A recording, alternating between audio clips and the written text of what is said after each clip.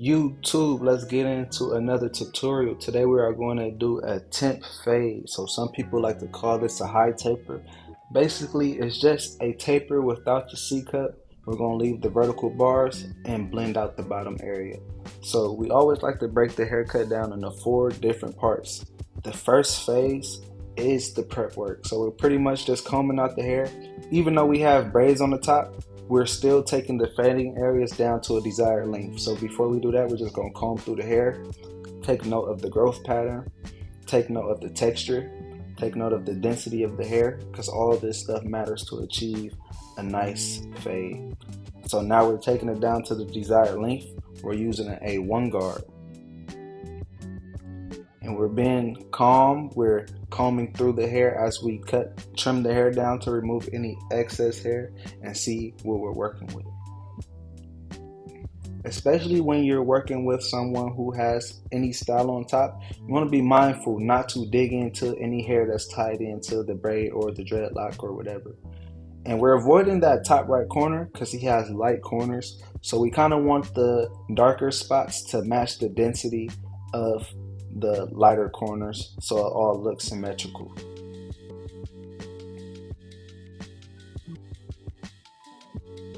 So pretty much we just take them to the desired length all the way around, and we'll do the same thing for our guidelines. So for tapers, I like to use the trimmer. You can use a clipper as well, but I like to have a trimmer because it's nice and clean. On a fade though, since it's a lot more fading area, I'll use a clipper because that line is much easier to take out. So since we're in the small area of a taper, I'll just go ahead and use a trimmer a lot of times. And we're just locking in a spritz to make sure once it's time to do the lineup, everything is nice and sharp and we don't have to go back and do any more prepping.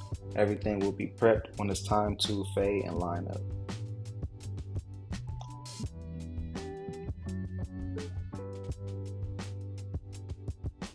So starting out, we're just gonna go lever all the way open, and we're gonna leave we're gonna do a tighter fade, so we're gonna go only up about a centimeter, and then we're gonna close it, and we're gonna knock out the bottom line.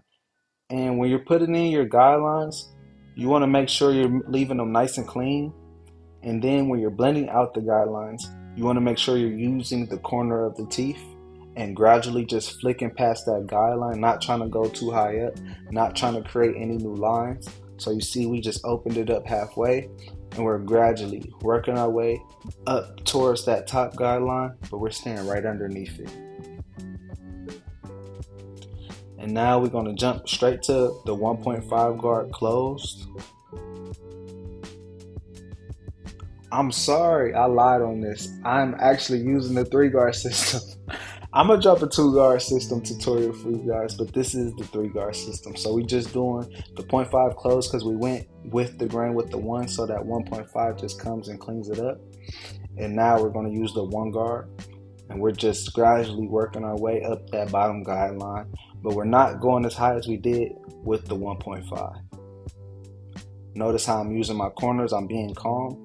I'm combing the hair as I cut the hair. If you see anything, don't be robotic. It's okay to open up that lever halfway and just tap any darker spots. And then we finally just close it up all the way with the half guard on there, and the fade should be coming together. We might just have to go through with the lever open, no guard, and just nick at any darker spots that we see.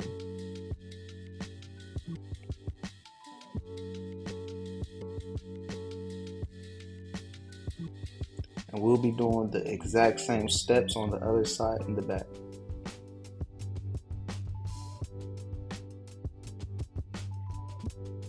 Not doing too much, not overplaying our part. Just if we see something, we hit it right quick. Because like we always say, once we put the lineup on there, we're going to see anything that's sticking out in our fade. And for the beard, we keep the lever open. We're just breezing past the top guideline. I wish I could show you at a better angle. I actually do need to get that. But I'm just breezing past that top guideline, making a nice transition for me to come back and flip the clipper and just work my way towards that line. But as I work my way towards that line, as I work my way up the system, as I work my way up the fade, I'm gradually closing up my lever halfway and then close.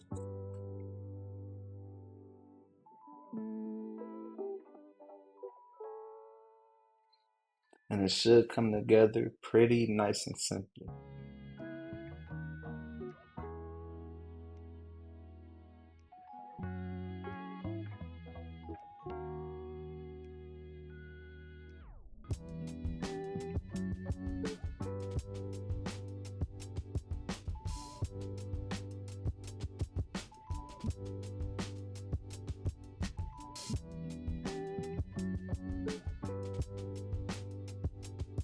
Notice how I'm using my corners. And for this side, it's going to be the exact same thing, but I do want to take a second to speak with you guys. I hope you guys have been taking different things from the tutorials, whether it's the 2 guard system, whether it's the 3 guard system, whether it's clipper and comb. All this stuff is applicable to any client, but you also got to have an understanding of what's most useful in each situation.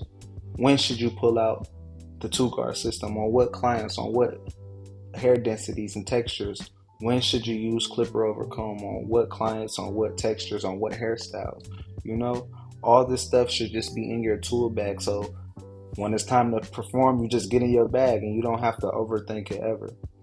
And also, how do you guys feel about the duration of service? I've seen a lot of stuff and some barbers catch a lot of flack. Honestly, it's no right or wrong answer. But what do y'all feel like is the appropriate time service for a haircut? Some people say it should be 30 minutes. Some people have an hour for their haircut appointments. And some people have as low as 10 minutes, 15 minutes haircut appointment. What do you guys think is appropriate?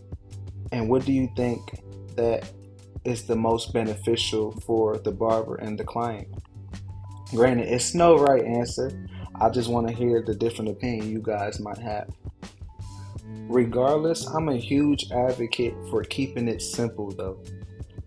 The different phases that I teach can be applied if you're trying to be fast, if you're trying to take your time. It doesn't matter because you can easily shorten down the time you spend on each phase. Say you spend 10 minutes on each phase in the 4 phase framework, then you could do a 40-minute haircut. Say you only spend 5, you could do a 20-minute haircut. Now technically it's not going to be just that point blank period, you know, certain textures, certain hairstyles, certain services that you might provide, but overall you can shorten or lengthen any phase that you want to spend more time on. As far as prep work, you might want to do the hot towel, you might want to do the shave gel. As far as fading, you might want to get really detailed. As far as the lining, you might want to, you know, take a long time and just take your time with it. It really doesn't matter, but as long as you have a simple system that you can always revert back to, you can go far. So let's get into the lineup.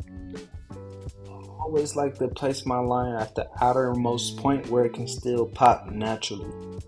We're just going to take our time, and as we place our lines, we're going to come back through and comb everything out so we can see any extra hairs that's sticking out. And a lot of people say they struggle with curving that line around the ear.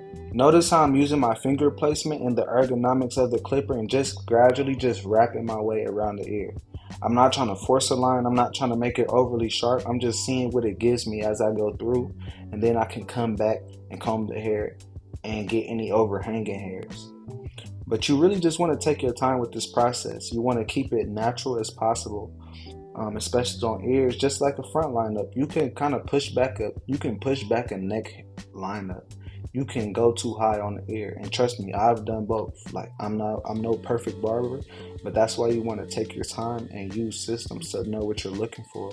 When you want to keep it natural, you're looking for that outermost line, and when you start in the middle, you can kind of meet the top and the bottom to that middle point.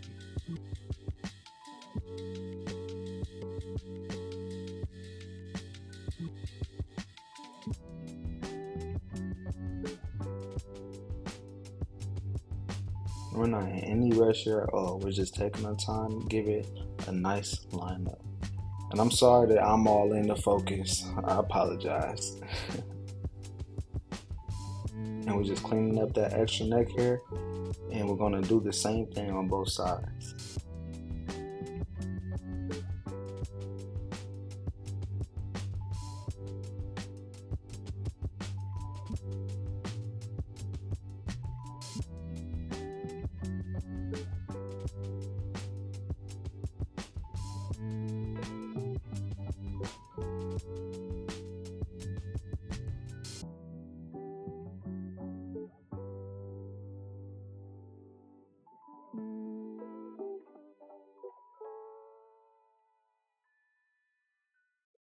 Look how easy it just come together.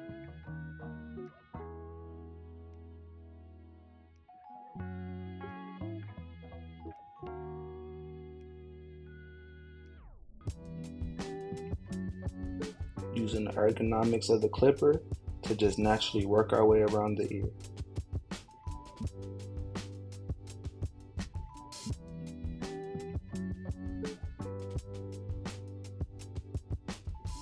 So for the front lineup, you always want to visually check your mirrors and just take note of the higher side so you can achieve a good balance. And I always like to start with the vertical bars. So I'll place one side and then I'll match it up from the ear. I'll match it up from the eyebrow or the end of the eye and achieve the exact same vertical bar on the other side.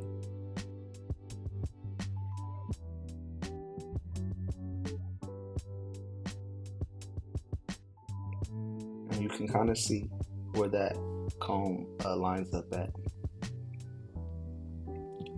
So from there, we'll just do the same thing on the other side, and this is just giving us a nice foundation. So when we put the top line, it can just meet perfectly and be very symmetrical. Because granted, not every canvas is going to be perfect. Not every lineup is just going to be perfectly straight and symmetrical. But the more aids you use to your advantage, the easier it will be for you to achieve that balance regardless. And I'm taking my time. I'm just slowly walking the clipper to the corner. I'm not in a rush at all.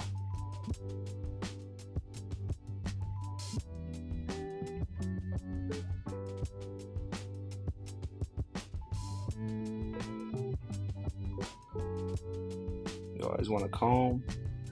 You always want to just check and make sure you are staying within your guidelines, staying balanced. And how do you guys feel about this angle?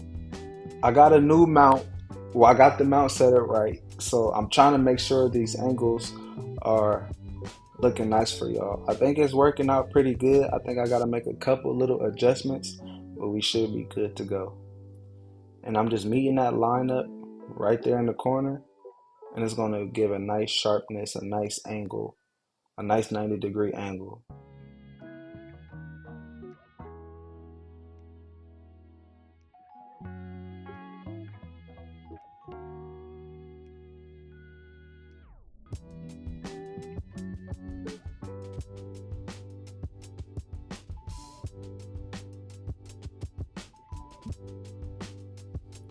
And then we're just going to do the same thing to the other side. And we won't do any enhancements on this cut. We're just going to leave it natural. It's sharp natural. He liked it natural. So that's what we're going to rock out with. You don't have to enhance any cut. And if I was to enhance this cut, it will take it to another level. It will only enhance what I already did.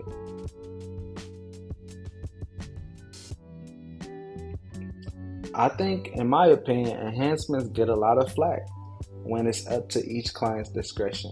Now, I think if a barber is enhancing clients that don't want enhancements, that's a red flag.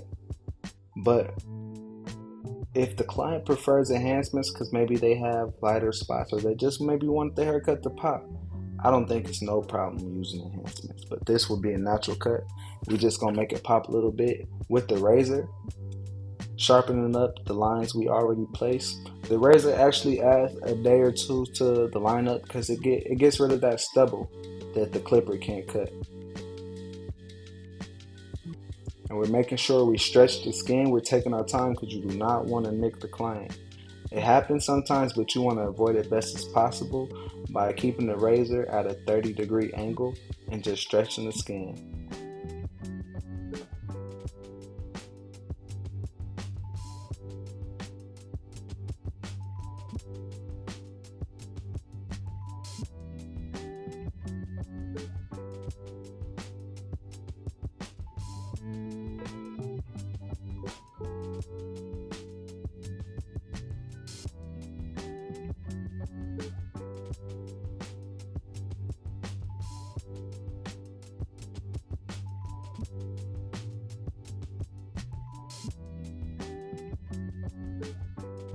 And after we do our razor work, we just come back and do a little bit of detail work.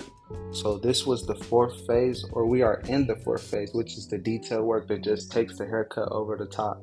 So the first phase is the prep work. The second phase is the fading. And the third phase is the lineup. And finally, the detail work. And it's all interchangeable. You know, if you sometimes you want to do the lineup before the fade because the lineup pops out a little better to you. Of course, do that. You don't have to be so robotic with the system. You just want to make sure you have a system that you can rely upon.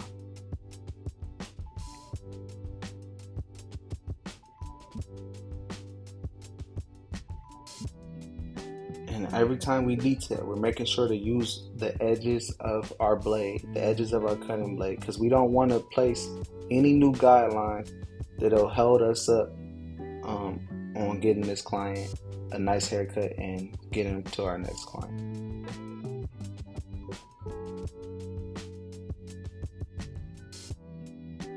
YouTube, this is a nice, clean, and efficient tutorial. I hope y'all can take something from it. And like I said, I always like to advocate keeping it simple, keeping it efficient, and give your clients a good haircut. I didn't say a perfect haircut. Granted, no haircut is going to be perfect. It's always going to be something you can get better at. So don't let perfect hold you back from becoming great. You want to give good haircuts that keep the clients coming back, so you can also have a nice service that goes along with your haircut, a nice conversation that goes with your haircut, a nice atmosphere that all promotes the whole client retention thing. So let's keep locking in and learning. If you're here, you watched the video for this long, you're definitely serious about your education. So I wish you the best on this journey. Look forward to the next tutorial next Sunday. And that's it. I'm gonna let the video play out. We got a nice finished detail video at the end, so look forward to that.